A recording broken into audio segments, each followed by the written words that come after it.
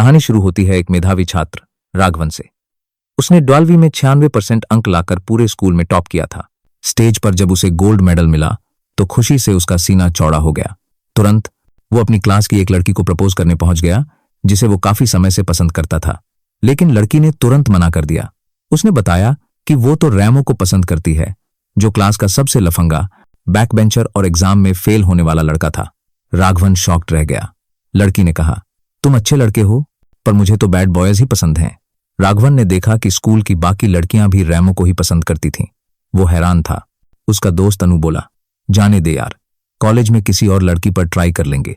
पर राघवन ने कहा, यार अच्छा लड़का बनकर हमें कुछ नहीं मिलेगा, कोई लड़की भाव नहीं देगी। आज के बाद से मैं भी बैड बॉय बनूंगा। और उस दिन से वो पढ़ाकू राघवन बैड बॉय ड्रैगन बन गया। कहानी 6 साल आगे 2020 में बेंगलुरु के एक इंजीनियरिंग कॉलेज में शिफ्ट होती है। प्रिंसिपल फ्रेशर्स को वेलकम स्पीच दे रहे थे और उन्होंने बच्चों को राघवन की फोटो दिखाते हुए उसके बारे में बताया। हम राघवन को कॉलेज में देखते हैं जहां वो ड्रैगन के नाम से मशहूर था। वो अपनी गर्लफ्रेंड कीर्ति के साथ था। दोनों एक दूसरे से बहुत प्यार करते थे। कीर्ति पढ़ाकू लड़की थी, लेकिन राघवन कभी क्लासरूम में भी नहीं जाता था। अब तक उसे 43 एरियर्स मिल चुके थे। वो दोनों रोमांस में डूबे थे। तभी राघवन का दोस्त आता है और बताता है कि दूसरे कॉलेज के लड़के उनकी कॉलेज की लड़कियों को छेड़ रहे हैं। राघवन कॉलेज का हीरो था। वो तुरंत उनसे लड़ने पहुंच गया। उसने उन लड़कों की जमकर धुलाई की, लेकिन इस मारपीट की वजह से प्रिंसिपल ने उसे सस्पेंड कर दिया।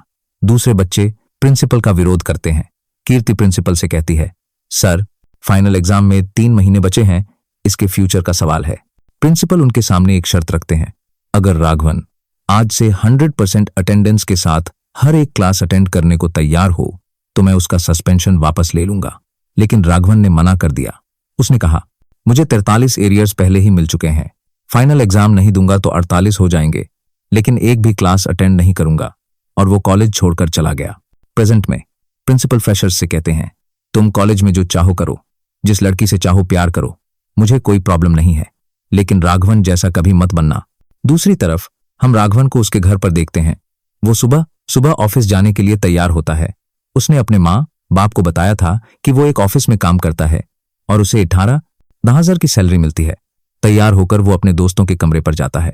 उसके सारे दोस्त अपनी अपनी नौकरी करते थे और काम पर चले जाते थे, लेकिन राघवन दिन भर उनके कमरे में पड़ा रहता, टीवी देखता, मस्ती करता और शाम को घर वापस आ जाता। महीना खत्म होने पर वो अपने दोस्तों से पैसे मिलाकर 18,000 रुपये इकट्ठा करता है और घर जाकर अपने पापा को दे देता है। फिर अपने पापा से कहता है कि उसने उनके नाम पर लाइफ इंश्योरेंस लिया है, जिसके लिए 8,000 रुपये लगेंगे। जॉब में प्रमोशन के लिए एक ऑनलाइन कोर्स ज्वाइन किया है, उसके लिए 6,000 रुपये लगेंगे और बाकी के बचे 4,000 रुपये भी वो कोई ना कोई बहाना करके वापस ले लेता है। राघवन के बेचारे भोले भाले माँ बाप को लगता था कि उनका बेटा राघवन मेहनत कर रहा है। उन्हें नहीं पता था कि उनका बेटा उन्हें भी धोखा दे रहा था। राघवन की जिंदगी इसी तरह चल रही थी। एक शाम कीर्ति उसे कॉफी शॉप में मिलने के लिए बुलाती है। राघवन वहां जाता है। तब कीर्ति उसे बताती है कि आज फिर से उसे देखने के लिए एक लड़का आया था, दीपक। वो दिल्ली यूनिवर्सिटी में मैथ का प्रोफेसर था। कीर्ति इससे पहले भी राघवन के लिए कई सारे लड़कों को रिजेक्ट कर चुकी थी, तो आज भी राघवन उससे पूछता है कि इस बार रिजेक्ट करने के लिए उसने क्या बहाना बनाया। कीर्ति ने राघव से कहा कि अब वह उसके साथ नहीं रह सकती, क्योंकि कॉलेज के बाद जीवन की हकीकतें बहुत अलग होती हैं। उसने कहा कि वह किसी ऐसे व्यक्ति के साथ रहना चाहेगी जो उसे एक स्थिर और सुरक्षित जीवन दे सके। यह सुनकर राघव का दिल टूट गया और वह बहुत दुखी हुआ। कीर्ति उसे छोड़कर हमेशा के लिए चली गई और दूसरी तरफ शादी करके सेटल हो गई। राघव को 3 महीने तक इस गम से उबरने में समय लगा। इस दौरान वह बहुत रोया और उदास रहा। फिर उसने फैसला किया कि उसे कुछ ऐसा करना होगा जिससे वह कीर्ति के पति से ज्यादा कमा सके। हालांकि उसे यह समझ नहीं आ रहा था कि वह क्या करे, क्योंकि उसके पास कोई खास डिग्री नहीं थी।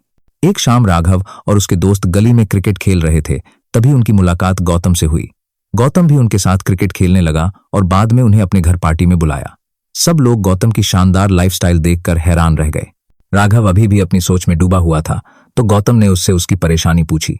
राघव ने उसे अपनी और कीर्ति की प्रेम कहानी सुनाई और बताया कि वह अब ऐसी नौकरी करना चाहता है जिससे वह कीर्ति के पति से ज्यादा कमा सके, लेकिन उसके पास डिग्री नहीं है।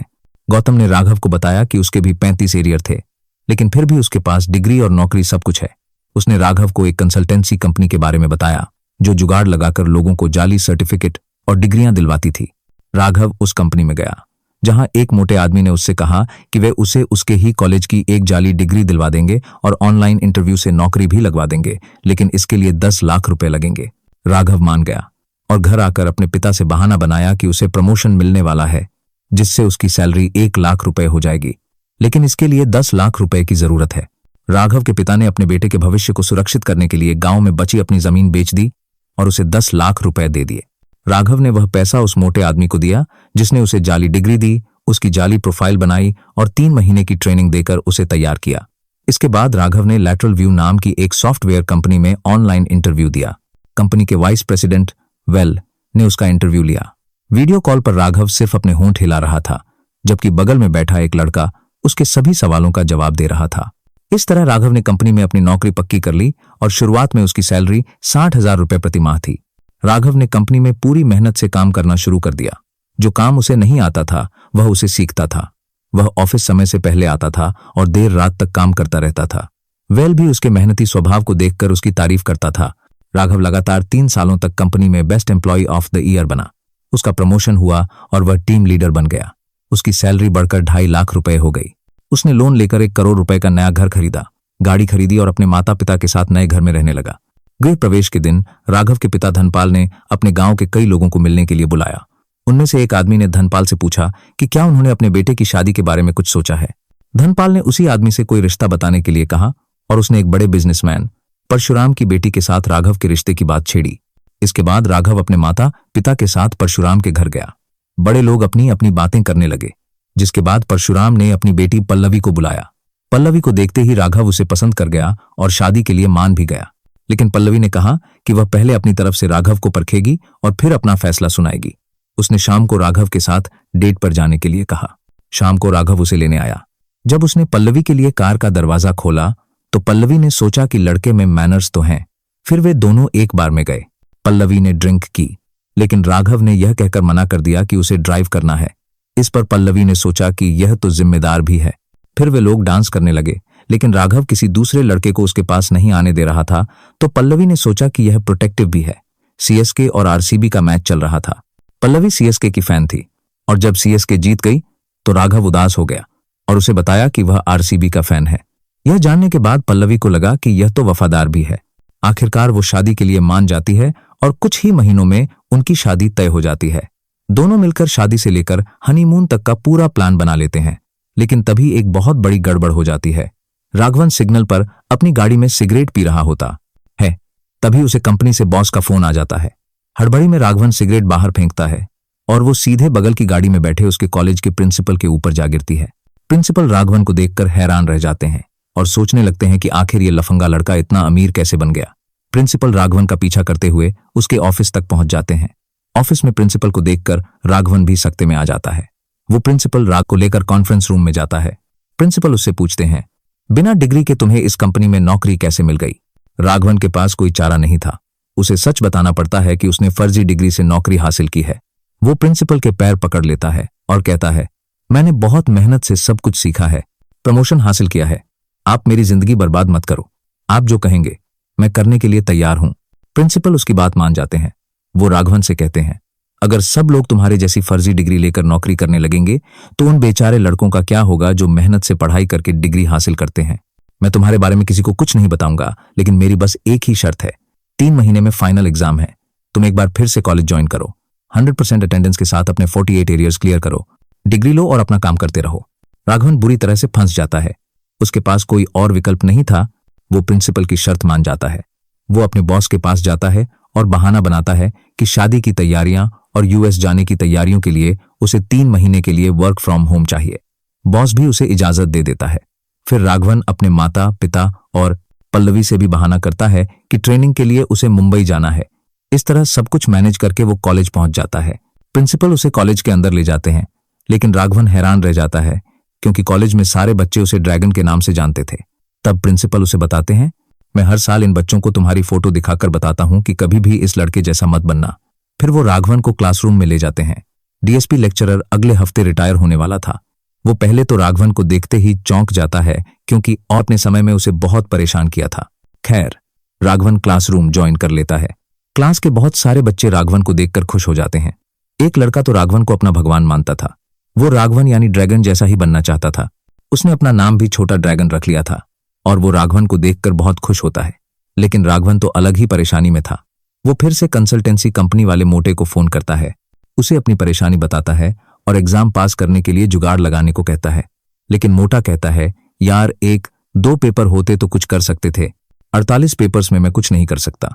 तुम्हारे पास पढ़ने के अलावा कोई और रास्ता नहीं है।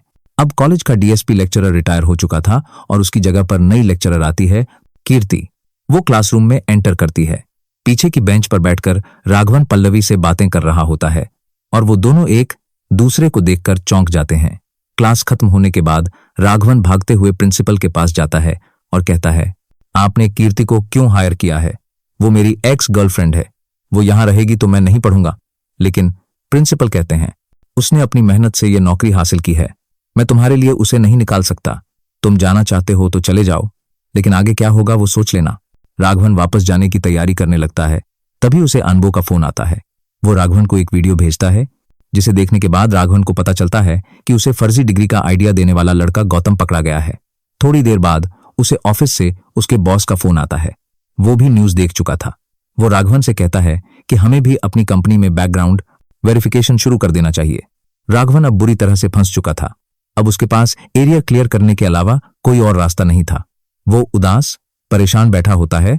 तभी कीर्ति उसके पास आती है। अनुभूत ने कीर्ति को सब कुछ बता दिया था, लेकिन उसे देखते ही राघवन गुस्सा हो जाता है, उसे मारना चाहता है। कीर्ति कहती है, मारना चाहते हो तो मार लो, लेकिन एक बार मेरी बात तो सुन लो। वो राघवन से माफी मांगती है, यह कबूल करते हुए कि वह उसे कभी भूल नहीं पाई। वह उसे प्रेरित करती है कि अगर वह अपनी डिग्री पूरी कर लेता है तो वह अपनी पसंदीदा नौकरी पा सकेगा और अपनी पसंद की लड़की से शादी कर सकेगा। वह उसे पूरी लगन से पढ़ाई करने और अपने सभी लंबित पेपर पास करने के लिए प्रोत्साहित करती है। साथ ही उसकी मदद करने की भी पेशकश करती है। राघवन भी अब पूरी मेहनत से अपनी पढ़ाई में जुट जाता है और कीर्ति उसकी मदद करती है, उसके लिए नोट्स बनाती है और अतिरिक्त कक्षाएं भी दिलवाती है। राघवन छोटा ड्रैगन से भी बात करता है, यह स्वीकार करते हुए कि उसे देखकर उसे अपनी पिछली गलतियों का एहसास होता है। वह छोटा ड्रैगन को भी अपने साथ पढ़ाई करने के लिए बिठाता है। कुछ पेपर पूरे हो चुके होते हैं। अंतिम पेपर से ठीक पहले रात को राघवन छोटा ड्रैगन के साथ पढ़ाई कर रहा होता है। तभी कीर्ति उसका जन्मदिन का केक लेकर आती है। जैसे ही राघवन केक काटता है, उसे पल्लवी का फोन आता है। पल्लवी उसे मुंबई हवाई अड्डे पर आने के लिए कहती है, क्योंकि वह राघवन को उसके जन्मदिन पर सरप्राइज देने के लिए वहां पहुंच चुकी थी। राघवन फिर से एक मुश्किल स्थिति में फंस जाता है। वह पल्लवी से झूठ बोलता है कि वह उसे सरप्राइज देने के लिए चेन्नई आया था, लेकिन वह मुंबई चली गई। पल्लवी तुरंत टिकट लेती है और अगली उड़ान से चेन्नई जाने का फैसला करती है। राघवन से हवाई अड्डे पर ही रुकने के लिए कहती है। सुबह 9 बजे राघवन की परीक्षा थी और उसे समझ नहीं आ रहा था कि वह क्या करे। आखिरकार अपना झूठ छिपाने के लिए वह रातों रात चेन्नई जाकर सुबह तक वापस आने का फैसला करता है। वह कीर्ति की कार लेता है और छोटा ड्रैगन के साथ वेल्लोर से चेन्नई के लिए निकल जाता है। 3 घंटे में वे चेन्नई पहुंच जाते हैं। राघवन हवाई अड्डे पर पल्लवी से मिलता है। पल्लवी कहती है कि जब से वह प्रशिक्षण के लिए गया है, उसे ऐसा लगता है कि वह उससे कुछ छिपा रहा है। राघवन उसे विश्वास दिलाने के लिए उसके सिर पर हाथ रखता है और कसम खाता है कि वह उससे झूठ नहीं बोल रहा है। पल्लवी से मिलने के बाद राघवन वापस वेल्लोर चला जाता है और समय पर कॉलेज पहुंच जाता है। कीर्ति ने भी उसके लिए सारी तैयारी कर ली थी। वह कीर्ति को धन्यवाद देता है और परीक्षा देने बैठ जाता है।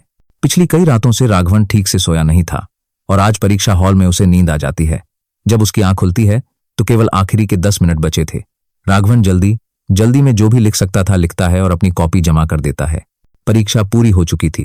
राघवन परिणाम आने वाले दिन का इंतजार करता है और वापस अपने कार्यालय पहुंच जाता है। उसका बॉस उसकी डिग्री के बैकग्राउंड वेरिफिकेशन के लिए कॉलेज में फोन करता है। प्रिंसिपल बड़े गर्व से बॉस को बताता है कि राघवन ने उसके पास कॉलेज से ही डिग्री हासिल की है। लेकिन अभी भी एक मोड़ बाकी था।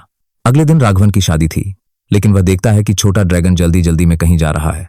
पूछने पर वह बताता है कि उनके बैच का एक बहुत ही पढ़ाकू लड़का था, वेंकट, जो एक विषय में फेल हो गया है और उसने अपनी नस काटकर आत्महत्या करने की कोशिश की थी। इसके बाद वे दोनों वेंकट से मिलने जाते हैं। वह एक बहुत ही गरीब परिवार का लड़का था। वह बताता है कि अब उसे नौकरी नहीं मिलेगी। वह राघवन को अपनी परीक्षा की कॉपी दिखाता है और बताता है कि पहले पेज को छोड़कर बाकी का पेज उसका नहीं है। राघवन वह कॉपी देखते ही सदमे में आ जाता है। दरअसल राघवन आखिरी पेपर ठीक से लिख नहीं पाया था, तो उसने मोटे से मदद मांगी थी, जिसके बाद मोटे ने अपना जुगाड़ लगाकर आंसर शीट को बदलवा दिया था। मतलब राघवन एक बार फिर से धोखे से पास हुआ था। लेकिन वेंकट की हालत देखकर राघवन को अपनी गलती का एहसास हो जाता है। वह शादी के मंडप से उठ जाता है, प्रिंसिपल के पास जाता है, उससे माफी मांगता है, सबके सामने अपनी सच्चाई बताता है और पुलिस स्टेशन में खुद को सरेंडर कर देता है। उसे 6 महीने की जेल होती है। उसकी नौकरी, उसका घर, उसकी गाड़ी, पल्लवी के साथ उसकी शादी, उसका सब कुछ खत्म हो जाता है। लेकिन इन सबका एक फायदा होता है कि वेंकट को सरकारी नौकरी मिल जाती है। राघवन जेल से बाहर आता है, अपनी मम्मी पापा से माफी मांगता है और इस बार ईमानदारी से अपना काम शुरू कर देता है। सबसे आखिर में हम देखते हैं कि राघवन अब एक डिलीवरी बॉय का काम कर रहा होता है और एक दिन वह प्रिंसिपल के घर पर डिलीवरी करने के लिए जाता है। प्रिंसिपल उसे देखते ही सदमे में आ जाता है, लेकिन राघवन बताता है कि काम करने के साथ साथ वह फिर से इंजीनियरिंग कर रहा है। प्रिंसिपल भी उसे देखकर खुश हो जाता है कि लड़का सुधर गया है। शाम को राघवन अपने घर आता है तो प्रिंसिपल भी उसके घर पर ही होता है। वह राघवन से अपनी बेटी की बात करता है। वह राघवन से शादी करना चाहता था।